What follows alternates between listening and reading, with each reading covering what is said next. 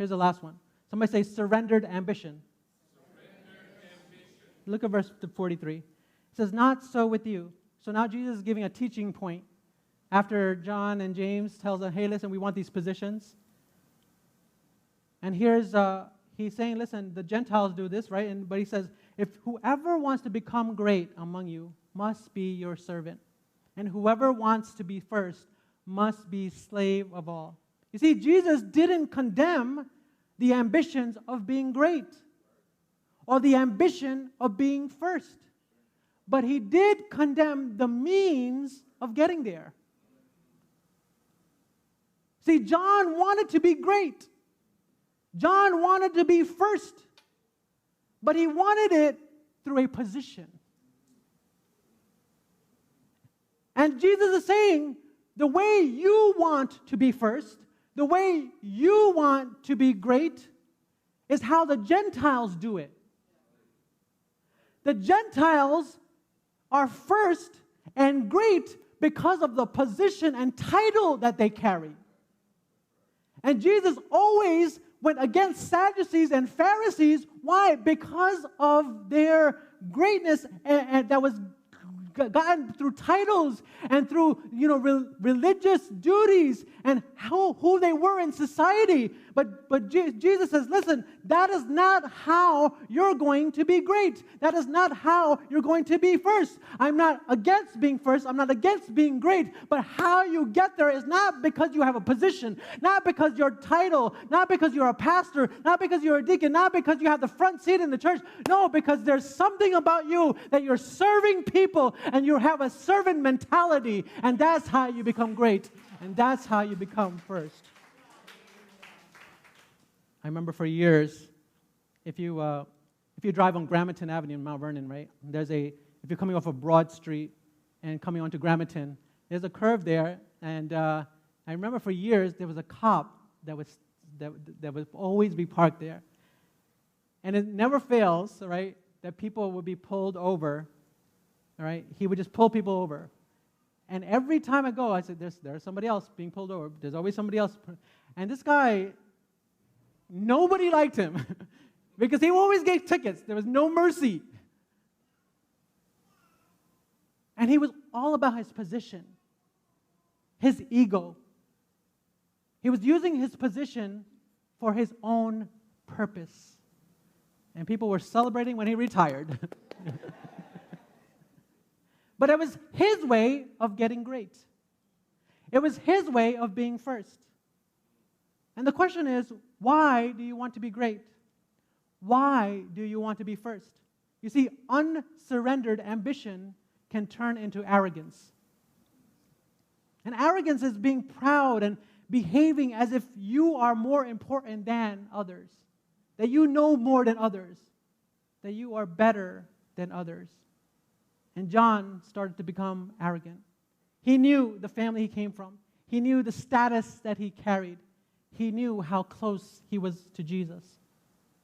And not only that, unsurrendered ambition can make you compromise your convictions. There was a man named Eric Liddell. He was a Scottish sprinter and a devout Christian. And he felt a strong commitment to observing the Christian Sabbath as a day of rest and worship. And the most famous instance of this decision occurred during 1924 Paris Olympics. And despite being a strong medal contender, Liddell refused to run in his best event, the 100-meter race, because it was scheduled on a Sunday.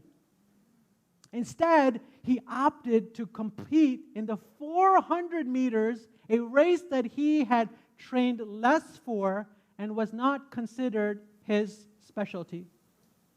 But despite the odds, Liddell won the gold medal in the 400 meters and became a symbol of unwavering faith and personal conviction.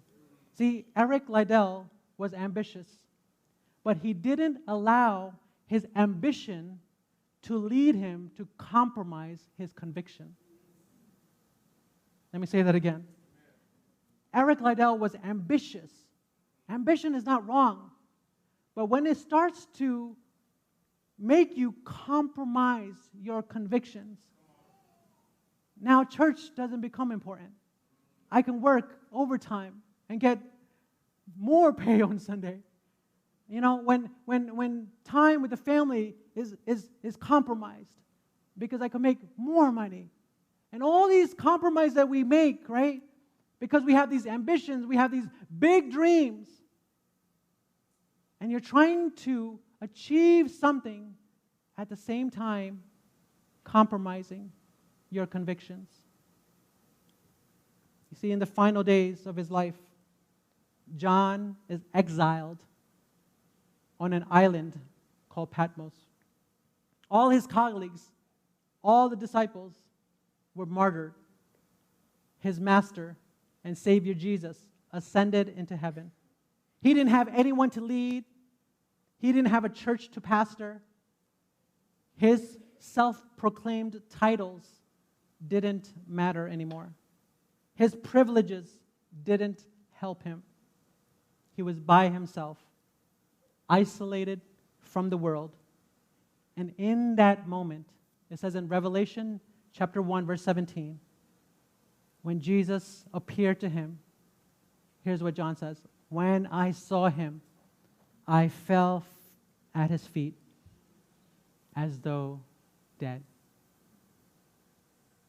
This was Zebedee's kid. This was the privileged child. This was the one to carry on the Father's business. This was the one with high ambitions. This was the one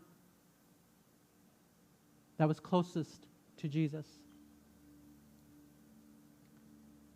But if you read the Gospel of John, one of the things that you'll see consistently said by John, the disciple whom Jesus loved. And 4 times we see that. You see, people knew him as Zebedee's kid. But by the end of his life, he wanted to be known as a disciple that Jesus loved. All the status, all the privilege that came with my Father's name, that came with every ambition that was built, every dream, everything I wanted for my life, came to a place where I realized the greatest privilege I can ever have in my life is Jesus saying, "I am a disciple who he loves."